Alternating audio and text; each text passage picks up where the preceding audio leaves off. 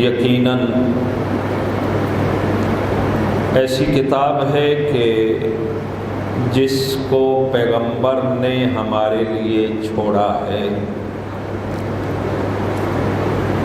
جس قرآن سے ہم متمسک ہیں۔ قرآن ہمارا ہادی ہے، رہنما ہے،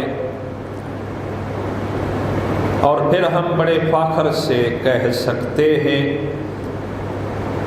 دعویٰ نہیں بلکہ دلیل بھی رکھتے ہیں کہ ہم نے پیغمبر کے فرمان پہ صحیح طرح سے عمل کیا ہے۔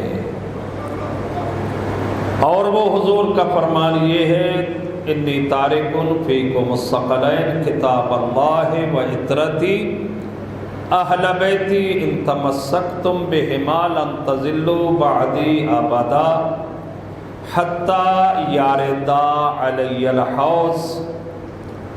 پیغمبر نے فرمایا، میری امت میں تمہیں اکیلا اور تنہا، بے وارث و لاوارث چھوڑ کر نہیں جا رہا، بلکہ تمہارے درمیان دو بھاری اور ثقیل چیزیں چھوڑ کر جا رہا ہوں۔ ان میں سے ایک کا نام قرآن ہے، دوسری کا نام میرے اہل بیت ہے۔ اور پھر پیغمبر جو اللہ کی وحی کے بغیر گفتگو نہیں کرتا، اپنے معصوم لبوں کو حرکت تک نہیں دیتا، وہ سچا صادق امین وعدے پہ پورا رہنے والا نبی فرما رہا ہے، ان تمسکتم بہما لن تضلوا بعدی ابدا۔ اگر قرآن و اہل بیت سے چمٹ کر رہو گے تو گمراہی تمہارے قریب نہیں آ سکے گی۔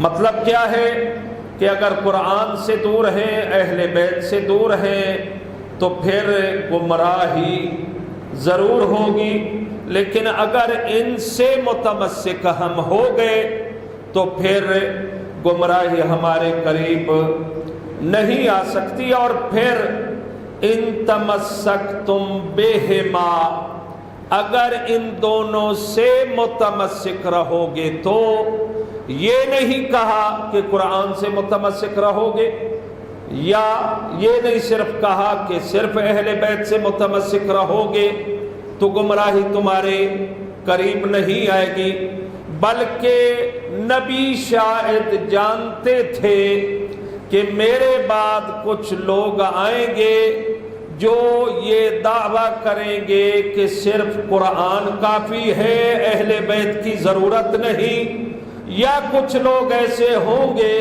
جو کہیں گے اہل بیت کافی ہے، قرآن کی ضرورت نہیں ہے۔ تو پیغمبر نے فرمایا، یاد رکھو، جو صرف قرآن کے ساتھ رہنا چاہے اہل بیت کو چھوڑ دے، قرآن کے ساتھ رہنے کا کوئی فائدہ نہیں ہے، یا کوئی قرآن کو چھوڑ کر صرف اہل بیت سے متمسک ہو جائے تو یہ تمسک بھی اس کو کوئی فائدہ نہیں دے گا۔ اس لیے یاد رکھو، قرآن قانون ہے، اہل بیت قانون دان ہے، قرآن دستور ہے، یہ اہل دستور ہے، قرآن علم ہے، یہ اہل علم ہے، بلکہ معلم قرآن ہے۔ توجہ ہے نا میری طرف؟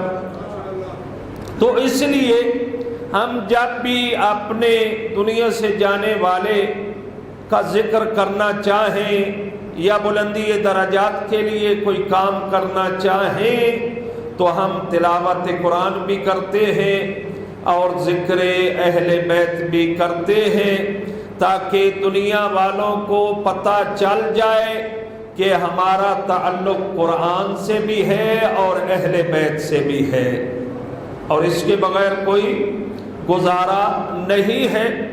ہمارا تھوڑا کام ٹھنڈا ہے بہرحال قرآن کے بارے میں، جتنا دوسروں کا اہل بیت کے بارے میں تھوڑا ہاتھ پتا ہے، ہمارا قرآن کے بارے میں ہے۔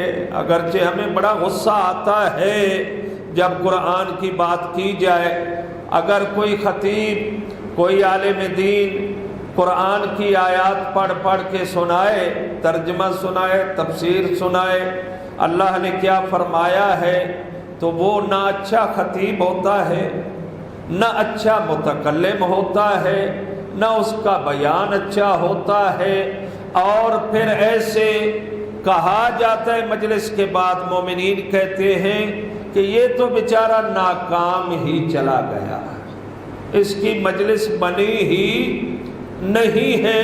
بیچارے مومن کو یہ نہیں پتا کہ تو خطیب کو ناکام کہہ رہا ہے، تو یہ کلمات کہہ رہا ہے، ناکام وہ نہیں ہوا، ناکام وہ ہوئے ہیں جو قرآن کی تلاوت و تفسیر سے لذت نہیں اٹھا سکے۔ قرآن سے اتنی دوری ہے کہ قرآن پڑھا جائے تو لذت محسوس نہ ہو، مٹھاس محسوس نہ ہو، لطف نہ آئے۔ اللہ کے ذکر سے جن کو لطف نہیں آتا ہے، ان کے دل اللہ کے ذکر سے خالی رہتے ہیں۔ اور یاد رکھیے، دنیا والے کہتے ہیں ہم پریشان ہیں، دل مطمئن نہیں ہے، ہر وقت پریشانی نے گھیرا ہوا ہے، تو خالق فرماتا ہے یاد رکھو، الا بذکر اللہ تطمئن القلوب، اللہ کا ذکر کرتے جاؤ تمہارے دل مطمئن ہوتے جائیں گے۔ توجہ ہے نا؟ میں نے فضائل پہ آنا ہے انشاءاللہ، پھر تو سارے بولیں گے، مجھے امید ہے فضائل پہ تو آپ بولتے ہیں۔ اگر فضائل پہ آپ نہیں بولتے تو خطیب فوراً ایک بڑا فتویٰ دیتا ہے کہ جو وہ فضائل میں نہیں بولتا ہے وہ ایسا ہے، وہ تیسے، بات بھی ٹھیک ہے، تو پھر آپ کی مجبوری بن جاتی ہے بولنا۔ تو بہتر ہے مجبوری سے پہلے ہی تھوڑا تھوڑا بولتے رہیں۔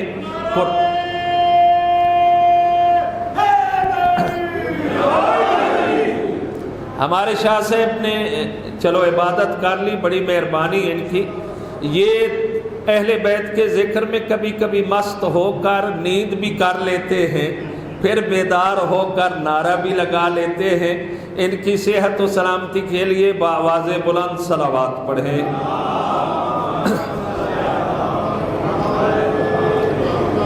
تو بہرحال قرآن کے بغیر، اہل بیت کے بغیر انسان کی نہ دنیا اچھی ہے نہ آخرت اچھی ہے۔ اسی لیے میں نے قرآن ہاتھ میں لیا اور ایک سورہ مبارکہ کی تلاوت کی ہے، جو بہت ہی چھوٹا سورہ ہے لیکن اپنے اندر بہت سارے اسرار رکھتا ہے۔ انسان کی حقیقت کو بھی بیان کیا ہے، اور انسان نے زندگی میں کیا کرنا ہے اس کو بھی بیان کیا ہے۔ اور پھر آرڈر کس کو دیا ہے؟ اپنے نبی کو، محمد مصطفیٰ کو، زہرا کے بابا کو کہا قل اعوذ برب الناس۔ پچھلے درس میں ہم نے بیان کیا تھا، ڈاکٹر صاحب شاید موجود تھے اور باقی حضرات بھی۔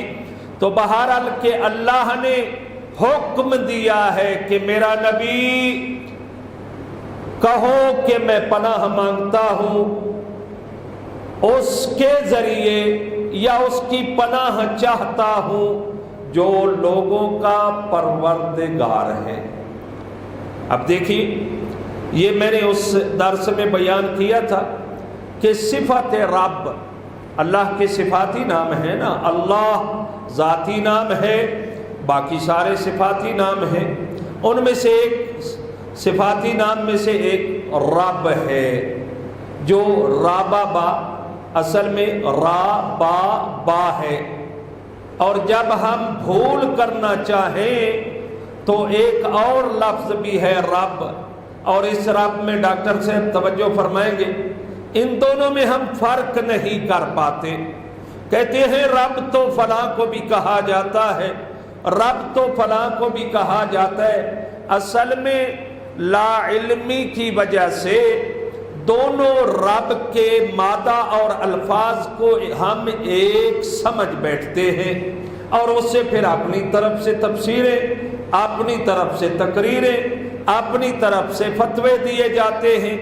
رب جب جس سے مراد اللہ تعالی ہے، اس کا مادہ رابا با ہے، ایک را اور دو با، جس کا معنی ہے پروردگار، جس کا معنی ہے مالک، جس کا معنی ہے خالق، جس کا معنی ہے مدبر الامور، محول الاحوال، وہی اللہ پروردگار ہے۔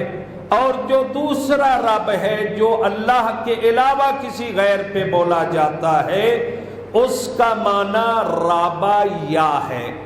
توجہ ہے نا طلبہ کرام، تشریف فرما ہے۔ را با اور یا، اس میں کیا تھا؟ را با با، اس میں را با یا۔ یہ ہمیشہ یاد رکھیے کہ جب ہم فرق نہیں کر پاتے، خلط ملط کر دیتے ہیں، علم نحو، علم صرف کی طرف اگر عربی قانون کی طرف رجوع کیا جائے تو ان باتوں کی سمجھ آتی ہے۔ وَإِلَّا سٹیج پہ کہنے والا جو کہہ گیا، کہہ کر چلا گیا۔ آپ جانتے ہیں میں ایک طالب علم ہوں، میں آپ کو صرف ایک بات کرنا چاہتا ہوں۔ ڈاکٹر صاحب تشریف فرما ہے، کیا ہوتا ہے؟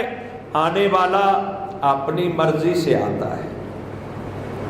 اگر ڈیٹ خالی ہے تو لکھے گا، نہیں ہے تو کہے گا میں نہیں آ سکتا۔ فیس اپنی مرضی سے لیتا ہے، اتنی چاہیے دینی پڑتی ہے بھائی، ذکر اہل بیت جو کروانا ہے دینی پڑتی ہے۔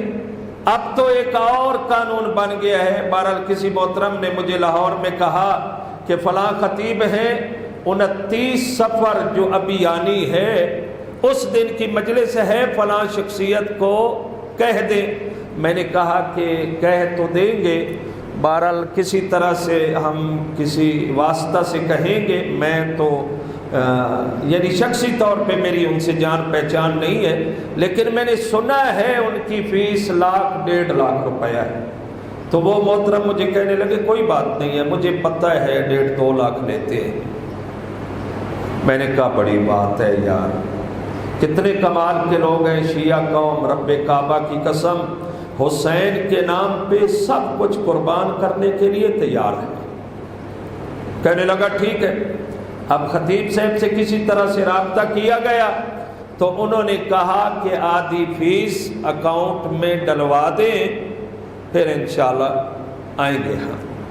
بہرحال وہ سید ہے، اولاد رسول ہے، اس نے آدھی فیس سے زیادہ ڈلوا دی اور کہا کہ ان سے کہنا جیسا کمرہ چاہیے ہوگا، کیونکہ کمرہ بھی اے سی چاہیے۔ مظلوم کربلا کا کربلا پڑھنے والے کو کمرہ اے سی چاہیے، گرمی برداشت نہیں کر سکتا ہے۔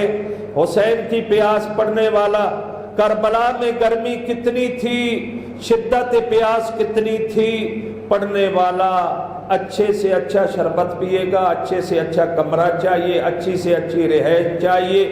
اب آ گیا، آپ کے ممبر پہ آیا ہے نا، آپ نے خرچہ کیا ہے نا، میری باتوں سے ناراض تو نہیں ہو رہا؟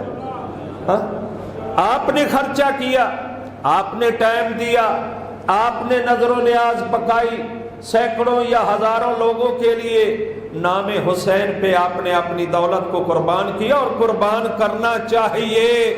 اب آ گئے صاحب سٹیج پہ، اب آپ کی مرضی سے انہوں نے تقریر نہیں کرنی ہے، تقریر انہوں نے اپنی مرضی سے کرنی ہے۔ جو آئے گا وہ بیان کریں گے، آپ کے موڈ کو دیکھیں گے، آپ کے مزاج کو دیکھیں گے، آپ کے چہرے کو دیکھیں گے، اس کے مطابق پانی کی طرح ایسے الفاظ میں چلنے لگیں گے۔ چلتے جا رہے ہیں، آپ رب اور رب میں فرق نہیں کر پاتے، پڑھنے والے کو پتہ ہے یا نہیں، آپ کے ذہن میں نقش ہو گیا۔ چھوٹے چھوٹے بچے ہیں، وہ بھی آئے تھے مجلس حسین میں، مستورات ان کو لے کر آئی تھی، ان کے ذہن میں بھی نقش ہو گیا۔ اس نے جو کہا آپ نے سن لیا، اس نے نماز کی توہین کی آپ نے سن لی، اس نے آپ کے خالق کی توہین کی آپ نے سن لی، اس نے قرآن کی توہین کی آپ نے سن لی، اس نے آپ کے فقہا کی توہین کی، اس نے آپ کے فقہ جعفریہ کی توہین کی، سارا کچھ کر کے آپ کو غلط راستہ دکھا کر چلا گیا، فیس بھی پوری لے گیا۔ آرام سے بیٹھا بھی رہا، کھانا بھی مرضی کا کھایا، مجھے خدا را بتائیں ناکام آپ ہوئے یا وہ ہوا؟ ایک صلوات پڑھیے بلند آواز سے۔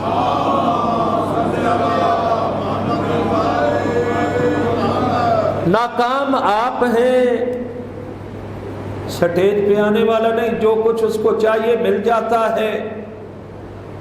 ناکام آپ ہیں، پتہ آپ کو نہیں ہے، سارا کچھ آپ نے قربان کیا، جاگتے رہے۔ کل میرے گھر میں مجلس ہے، آپ کے گھر کی مستورات جاگتی رہی، اس لیے کہ کل ہماری مہمان حسین کی ماں بنے گی۔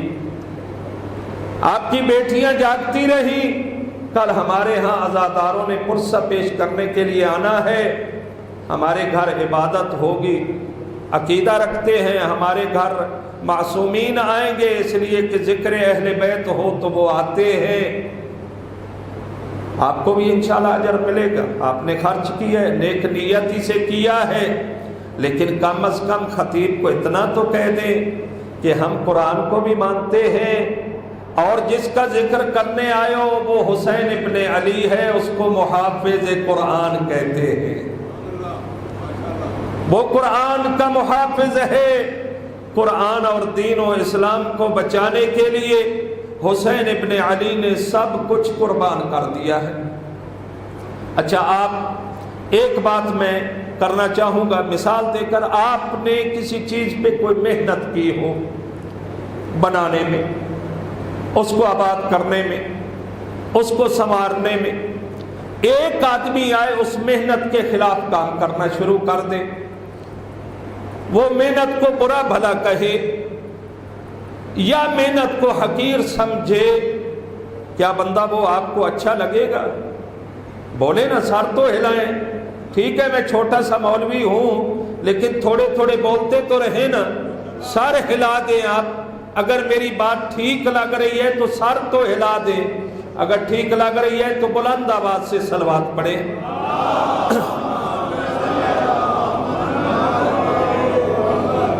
کیا آپ کو اچھا لگے گا وہ آدمی جس نے آپ کی محنت کو حقیر سمجھا ہے؟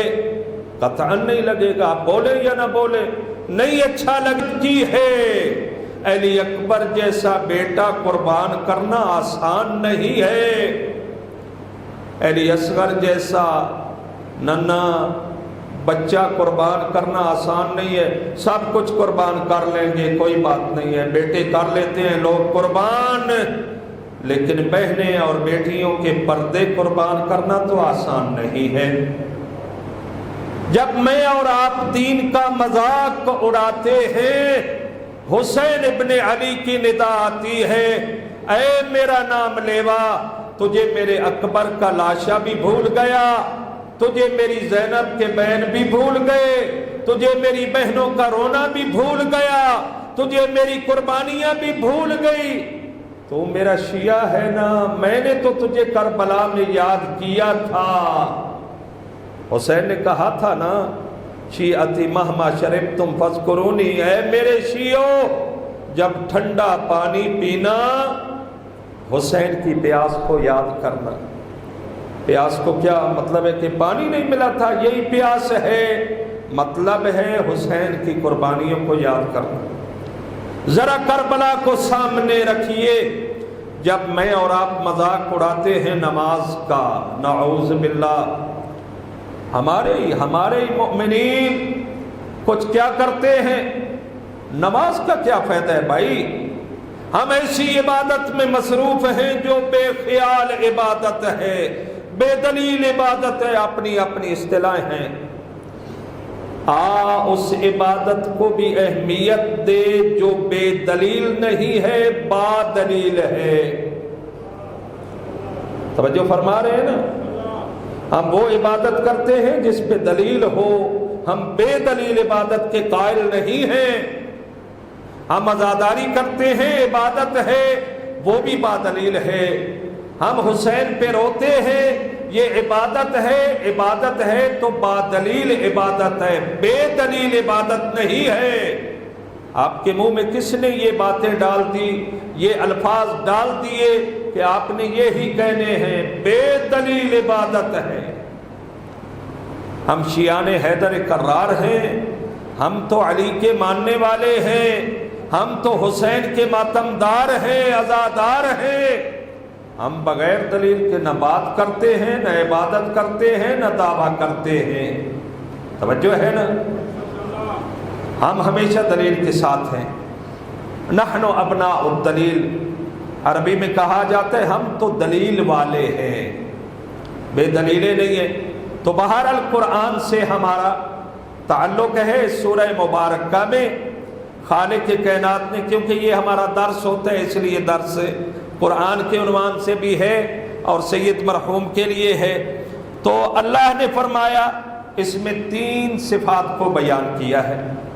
قل اعوذ برب الناس، صفت ربوبیت کو بیان کیا۔ مالک الناس، صفت ملوکیت کو بیان کیا۔ الہ الناس، تیسری صفت الوہیت کو بیان کیا۔ اور جب بندہ ان 3 صفات کا قائل ہو جائے یقینی طور پہ اس کی نجات ہو جاتی ہے۔ اللہ کی ربوبیت کا قائل ہو، وہی رب ہے۔ الحمدللہ رب العالمین، تمام تعریفیں اس خالق کے لیے ہیں جو عالمین کا پالنے والا ہے، اور ایسا پالتا ہے جیسا کہ دعائے شعبان میں، شعبان المعظم کی دعا میں آپ پڑھتے نہیں تھے؟ شیعہ حضرات کو جلدی دعائیں بھول جاتی ہیں۔ کبھی آئے نا، کسی کے پاس دعائیں نہیں ہیں، ہمارے پاس دعائیں ہیں۔ ہمارے ائمہ نے ہمیں دعائیں عطا کی ہیں۔ صحیفہ کاملہ، صحیفہ سجادیہ، آئیں اس کا مطالعہ کریں۔ ہمارے امام سید الساجدین زین العابدین نے بتا دیا ہے کہ اللہ سے کیسے مانگنا ہے، اس کے سامنے کیسے ہاتھ پھیلانا ہے۔ توجہ فرما رہے ہیں نا؟ میں نے ایک دن، ایک ہمارا درس ہوتا ہے نہج البلاغہ کا ہفتہ وار، اس میں ایک ہمارے نہایت ہی معزز اہل سنت تشریف لاتے تھے، بہت بڑے افیسر تھے، نام بھی مجھے یاد ہے لیکن نہیں لوں گا۔ سنتے تھے، بہرحال سمجھدار انسان، پڑھا لکھا ہو تو بات کو سمجھتا ہے۔ تو صحیفہ کاملہ کی بات چلی درس کے بعد، تو پھر میں نے ان سے سوال کیا کہ کوئی آپ کے پاس بھی ہے، آپ کے ہاں بھی کوئی ایسا مجموعہ ہے یا کتاب ہے کہ جس میں آپ کے ائمہ یا خلفاء کی دعائیں موجود ہوں؟ مسکرایا، جیسے طنزیہ انداز سے ہوتا ہے نا، کہتا ہے مجھے تو نہیں لگتا کہ یہ دعائیں مانگا بھی کرتے تھے یا نہیں۔ اور خود وہ جانتا تھا صحیفہ سجادیہ کو، ہم نے نہیں بتایا، وہ خود جانتا تھا۔ کہا میں نے محترم حضرت صاحب کو، جیسے ان کی اصطلاحیں ہوتی ہیں، حضرت صاحب میں نے صحیفہ سجادیہ مفتی جعفر صاحب کا ترجمہ شدہ میں نے پڑھا ہے، کیا کمال ہے امام زین العابدین کا۔ ڈھیر سارے شیعہ بھی بیٹھے تھے، دیکھ رہے تھے، اور میں ان کو دیکھ رہا تھا۔ بہت سارے شیعوں کو پتہ ہی نہیں ہے کہ صحیفہ سجادیہ کیا ہے۔ جی، امام علیہ السلام کی دعاؤں کا مجموعہ ہے، آپ پڑھیں۔ امام نے ہر مشکل کے لیے اس میں دعا بتائی ہے۔ جب آپ پریشان ہوں تو کیا ہے، رنج و علم میں مبتلا ہوں تو کون سی دعا ہے، آپ بیٹے بیٹی کی شادی کرنا چاہیں تو کون سی دعا ہے، آپ سفر پہ جا رہے ہیں تو کون سی دعا پڑھنی چاہیے۔ حتیٰ میرے اور آپ کے امام نے ان فوجیوں کے لیے بھی دعا بتائی ہے جو بارڈر پہ بیٹھے ملک کی حفاظت کر رہے ہیں، وہ بھی امام نے فرمایا ہے۔ کسی کو مایوس نہیں رکھا، وہ سخی ابن سخی ہے، وہ کریم ابن کریم ہے، سب کچھ بتا دیا ہے۔ تو بہرحال کہہ رہا تھا کہ وہ پروردگار ہے اللہ، صفت ربوبیت اس کے ساتھ خاص ہے۔ پھر بندہ اس کی بادشاہت مالک الناس ہے، لوگوں کا بادشاہ ہے، لوگوں کا مالک ہے۔ زیدی سے توجہ فرمائیں گے، وہی مالک ہے، اس دنیا میں نہیں بلکہ قرآن میں ارشاد فرما رہا ہے تبارک الذی بیدہ الملک وہو علی کل شیء قدیر، بابرکت ہے وہ ذات جس کے ہاتھ میں بادشاہت ہے، وہو علی کل شیء قدیر۔ اور پھر بادشاہت، ایسے بادشاہ کچھ تو بن جاتے ہیں ملکوں کو چلا نہیں پاتے، وہ کہہ رہا ہے بادشاہ میں ہوں اور بادشاہت کو چلانے پہ قدرت بھی رکھتا ہوں۔ اور پھر فرما رہا ہے هو الذی خلق الموت والحیاۃ لیبلوکم ایکم احسن عملا وهو العزیز الغفور۔ بابرکت بھی ہے، بادشاہ بھی ہے، قادر مطلق بھی ہے، رازق بھی ہے، مالک بھی ہے۔ فرما رہا ہے موت کو بھی پیدا کرتا ہوں، زندگی کو بھی پیدا کرتا ہوں تاکہ تمہاری آزمائش کروں تم میں سے کون اچھے اعمال کرتا ہے۔ اچھا عمل، اکثر و عملہ نہیں کہا کہ زیادہ عمل کون کرتا ہے، احسن و عملہ کہا ہے۔ اب احسن عمل سے مراد بہت ساری تفسیروں میں آپ جائیں، اہل سنت کی تفسیریں ہیں، اہل شیعہ کی تفسیریں ہیں، اس میں آپ کو ملے گا۔ کسی نے کہا ہے احسن عمل سے مراد اللہ کی توحید خالص کون رکھتا ہے، اللہ آزمانا چاہتے ہیں۔ کسی نے کہا اس سے مراد پیغمبر کی رسالت ہے، کسی نے کہا نماز ہے، کسی نے کہا اچھی نیت ہے، کسی نے حج بھی مراد لیا۔ توجہ رہے، ہم نے کہا ہم تو ان کے دروازے پہ جا کر احسن عمل کی تفسیر پوچھیں گے جو قرآن کے ساتھ ہیں اور قرآن ان کے ساتھ ہے۔ توجہ ہے نا؟ اب ہم آتے ہیں دروازہ صادق آل محمد پہ، امام جعفر صادق میرے مولا و آقا، احسن عمل سے مراد کیا ہے؟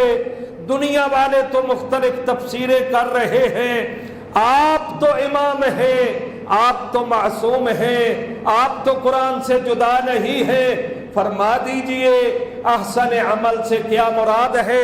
تو امام تفسیر صافی، تفسیر قمی، تفسیر فرات میں ارشاد فرماتے ہیں المراد من احسن العمل ولایت جدی علی ابن ابی طالب۔ احسن عمل سے مراد میرے دادا علی کی ولایت ہے۔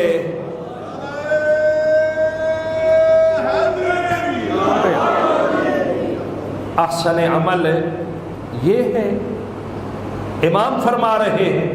اب کیا ہوگا میں دلیل دیتا ہوں آگے تاکہ آپ مطمئن ہو جائیں۔ قیامت کا دن ہوگا نا، کچھ لوگ آئیں گے، ہاں بھائی نماز پڑھیے، کس سے ملیں گے؟ علی ابن ابی طالب سے۔ علی کھڑے، نماز پڑھیے، نہیں پڑھیے، روزہ رکھا ہے، نہیں رکھا، حج نہیں، باقی واجبات نہیں، فلاں حرام سے بچا، مولا نہیں بچ سکا، وہاں لاڈ نہیں ہونے ہیں۔ توجہ ہے نا؟ وہاں لاڈ نہیں ہونے ہیں، علی عادل امام کا نام ہے۔ واجبات ادا نہیں کیے، محرمات سے نہیں بچا، علی فرمائیں گے اللہ کے پاک ملائکہ اس کو ادھر ہی لے جاؤ جدھر اللہ کے نافرمانوں کو لے کر جاتے ہو، اور ادھر اسی گھر میں۔ توجہ فرما رہے ہیں؟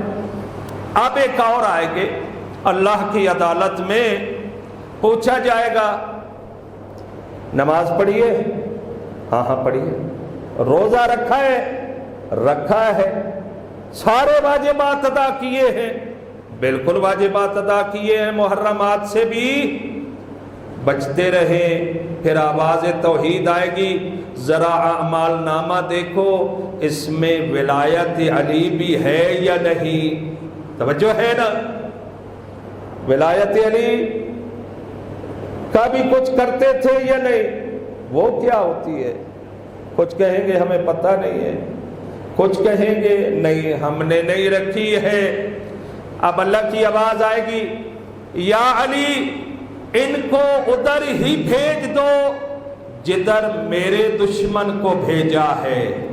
توجہ فرما رہے ہیں یا اللہ کیوں؟ یہ تو آپ کے دوست بنے نا، آپ کی اطاعت کرتے رہے، آپ کے فرامین پہ عمل کرتے رہے، اتفاق ایسا ہے علی اور اللہ کے درمیان آواز توحید آئی یا علی یاد رکھ یہ اتفاق ہے، تو میرے نافرمان کو برداشت نہیں کرے گا، میں تیرے نافرمان کو برداشت نہیں کروں گا۔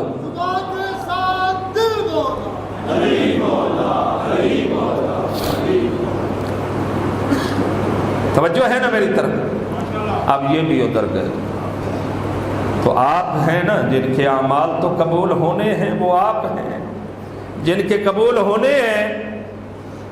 جن کی نماز قبول ہوگی وہ پڑھتے نہیں ہیں، جن کی نہیں ہونی بیچارے لگے ہوئے ہیں۔ نماز گویا آپ کو کہنا اور ماننا پڑے گا کہ نماز علی کے ساتھ اچھی لگتی ہے، علی کے بغیر، حسین کے بغیر جو بھی کر لے قابل قبول نہیں ہے۔ اور پھر مالک الناس اس دنیا میں نہیں صرف بادشاہ، بلکہ اس دن بھی آواز آئے گی لمن الملک اليوم، اللہ کی آواز آئے گی آج کس کی حکومت ہے ذرا بتاؤ نا۔ اس دن تو سب کو پتہ چل جائے گا کہ حکومت اللہ کی ہے۔ دعا کیا کریں، کوشش کریں آج تک جو ہو گیا اپنی اولاد کو ضائع ہونے سے بچا لیں، اپنی اولاد کو سیدھے راستے پہ لے جائیں۔ تعلیمات آل محمد کیا ہیں ان پہ اپنی اولاد کو لگائیں۔ اہل بیت کے گھر میں جھانک کر دیکھیں نا، اہل بیت فاطمہ زہرا کے گھر میں آپ کو سب کچھ ملے گا۔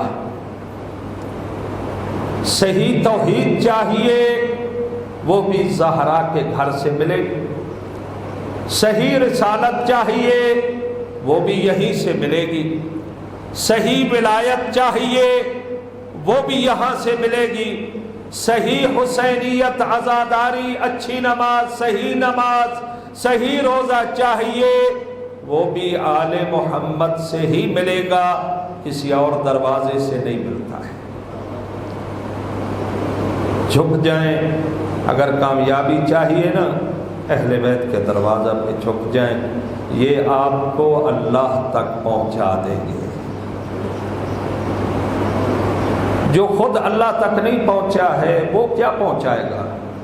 لوگوں کے پاس تو کوئی وسیلہ نہیں ہے۔